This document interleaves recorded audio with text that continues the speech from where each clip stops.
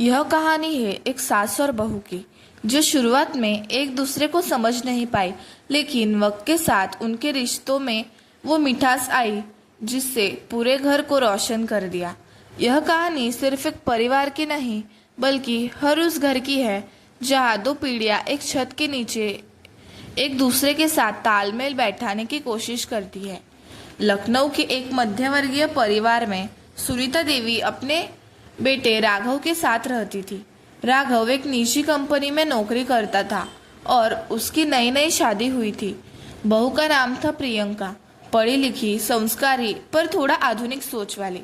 शादी के कुछ हफ्तों तक सब कुछ सामान्य चला, लेकिन धीरे धीरे दोनों महिलाओं के बीच मतभेद उभरने लगे। सुनीता देवी को आदत थी कि सब कुछ उनके तरीके से हो। सुबह जल्दी उठना, मंदिर की सफाई, घी में तड़का और खाने में थोड़ा ज्यादा नमक। वही प्रियंका चाहती थी कि खाना थोड़ा हेल्दी हो, घर में थोड़ी निष्ठा हो और हर बात में उसकी भी राय ली जाए।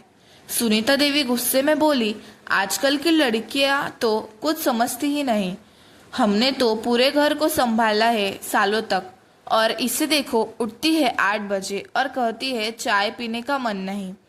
प्रियंका धीमे स्वर में बोली, माँ जी, मैं आपकी बात समझती हूँ, पर थोड़ा थोड़ा बदलाव जरूरी होता है।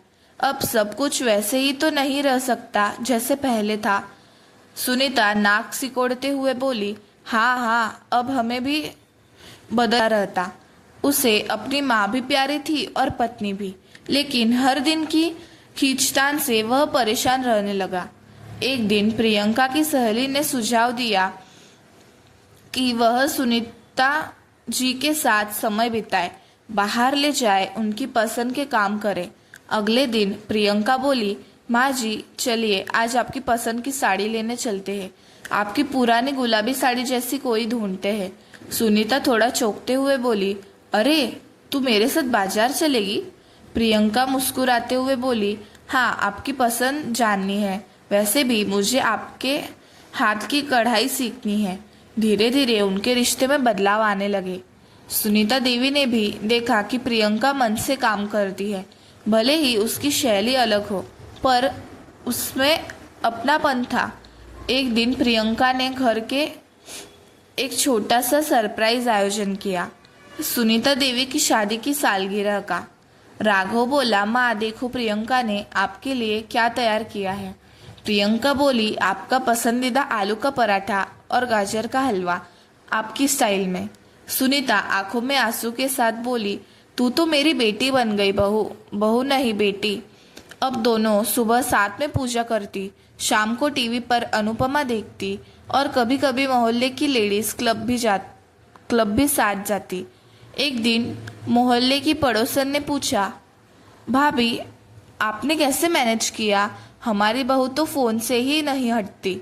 सुनीता देवी हंसते हुए बोली, प्यार से सींचा है रिश्तों को, पानी नहीं, समझदारी और वक्त दिया है बस। अब प्रियंका जब ऑफिस जाती है तो सुनीता उसके लिए लंच पैक करती है और शाम को उसके लौटने पर उसका मनपसंद नींबू पानी बनाकर रखती है। और प्रियंका वो सब हफ्ते में एक दिन सुनीता जी को मोबाइल पर भजन सुनाना सिखा रही है। निष्कर्ष, रिश्ते अगर समझदारी, प्रेम और थोड़े समझौते से निभाए जाए तो सास बहू के बीच भी वो मिठास पनप सकती है जो माँ बेटी में होती है। बस ज़रूरत होती है एक कदम बढ़ाने की।